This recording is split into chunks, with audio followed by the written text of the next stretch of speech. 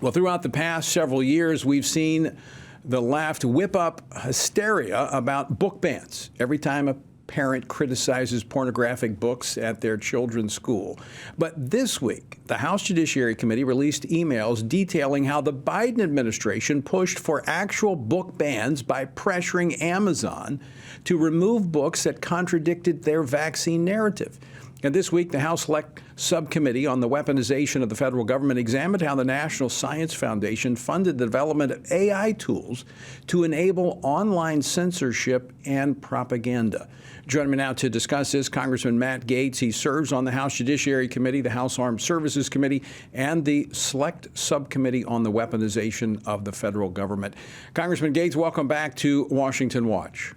Well, thanks so much for having me, Tony. And I think a lot of your astute viewers and observers will have some familiarity with this notion of government-induced censorship, right? Where there's a person trying to cajole a tech company or a news outlet or some other platform from limiting the distribution of certain type of content, even constitutionally protected speech. But now the new revelation that we just learned this week is that they're actually replacing some of the humans who do that, occasionally or periodically with robots who can then censor at scale and can really limit the ability for normal, rational discourse to occur. And one of the things that I know will be concerning to all of us is that some of the terms that they used to search and limit content, to designate people potentially vulnerable to disinformation or extremism,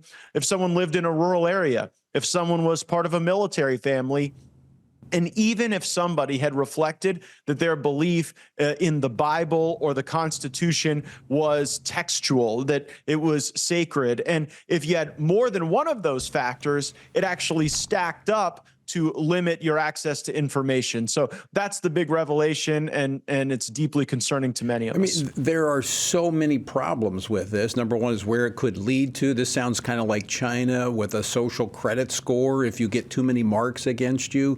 But I want to talk about the hypocrisy here, where the left is going out because parents are wanting to protect their children from harmful pornographic material that is pushing the left's indoctrination when it comes to the whole sex area of gender, transgenderism, and all of that. But here, when you have actual scientific minds, publications that are challenging the Biden administration's approach to COVID-19, that's what we're talking about here in particular as it pertains to Amazon, they're out there using Amazon as a tool to violate the First Amendment. Yeah, the difference between the right and the left on this is that the right embraces the opportunity for knowledge and exploration and different viewpoints and comparing them to one another. And the left wants to control the very nature of truth itself.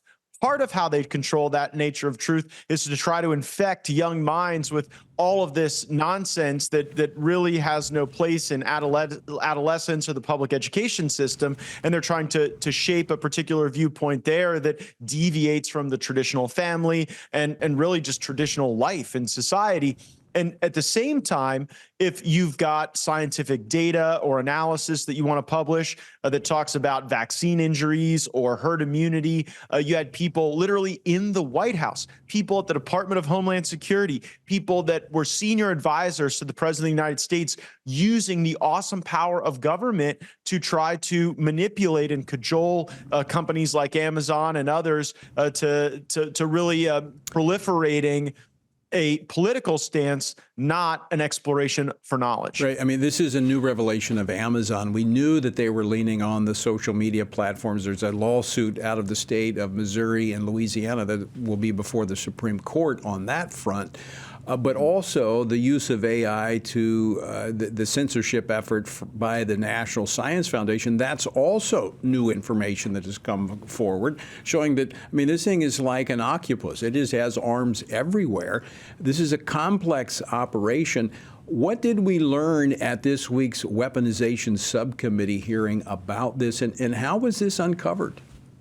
So there's this governmental entity called the National Science Foundation. And what that group does is they take public money taxpayer money, and then they put out grant opportunities for entities like MIT or the University of Wisconsin-Madison or the University of Michigan to come and apply. And in those applications, you saw the universities competing for the new capabilities that they could bring to a censorship regime, to the censorship industrial complex. So the slideshows would be MIT saying, don't worry, we can find that we've assessed that the people in rural areas, military families, people who are devout Christians, we know that they're real gullible and susceptible to disinformation. So we can use AI tools to specifically target those folks and to create this government enacted resilience around them, which is actually a barrier to truth and exploration and discovery, and their ability to get the money out the door. And you're so right to call it a complex system, really shows what we're up against. And so what's the answer to all of this would be a reasonable question. I think first you have to defang the authorities that even allow this type of censorship to occur in the name of disinformation scholarship. And then secondly, you have to cut off the money.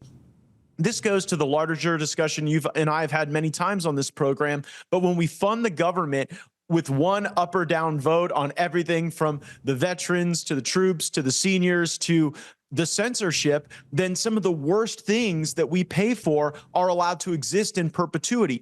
I'm fighting for a system where each agency of government has to endure line item review and scrutiny. That's what allows us to really get the weeds out of our federal spending and limit the ability for these types of harmful systems to continue. Yeah, I mean, that is a conversation in and of itself where, I mean, for 20 years, we've not done the normal appropriations where we take the 12 appropriations bills. We've done these omnibus, we've done continuing resolutions. You're saying take it even a step further, which I would totally agree with. That's the only way you ferret this out, is that you analyze and you look. I mean, we really need to go back to zero budgeting, where we make these agencies start from scratch and make their submissions, as opposed to, you know, just adding a little bit of percentage every year and just growing it to this behemoth that we currently have.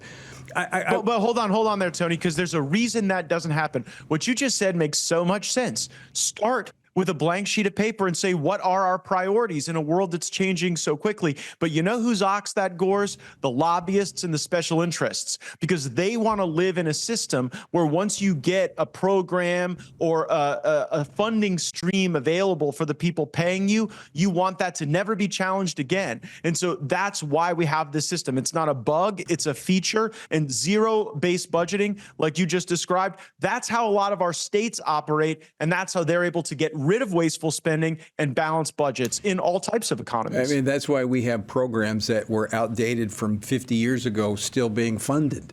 Because they just don't go away. They have a constituency. Matt, we're almost out of time. I want to ask you this question. As you described AI, you described what the Biden administration is doing to manipulate, provide disinformation, and to silence dissenting voices. That is exactly, I've been talking about this a long time, but this week in particular, the World Health Organization and their pandemic accord, what they're pushing, specifically in the accord, which is a treaty, they are saying governments need to crack down on disinformation. This is exactly what the Biden administration is doing. They would love the pandemic accord.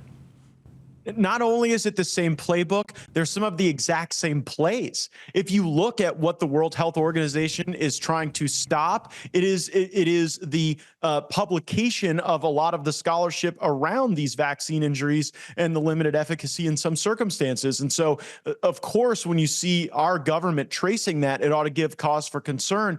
But even more concerning is that you're eventually going to have one of these AI bots that's able to survey all of the globalist concepts, all of the worst ideas from the World Health Organization to the UN to Lord knows who, and integrate that into one censorship system that can be deployed at scale. And you're right, that sounds a lot more like China than the United States of America. I don't think we beat China by becoming more like them. I think we beat them by being the most inspirational, positive version of ourselves, freedom-loving and God-fearing. Freedom of speech, freedom of ideas being out there. Matt, 30 seconds left.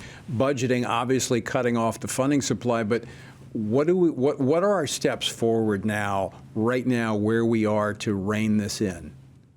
Yeah, I think it's all about following the money. Of course, we can bring in the bureaucrats who have approved these things, and we can humiliate them and browbeat them. But at the end of the day, if we keep sending the check, they'll keep disseminating it like this. That's why sometimes people's eyes can glaze over when we talk about the intricacies of the federal budget process. But if you really want the results, if you want to get rid of some of this stuff, that is the hard roll up your sleeves work that has to be done. You're absolutely right. That is at the heart of the matter. The intentions, the morals drive the process, but it is actually the money that dictates which ways it goes. Matt Gaetz, always great to talk with you. Thanks so much for joining us today. Thank you, my friend.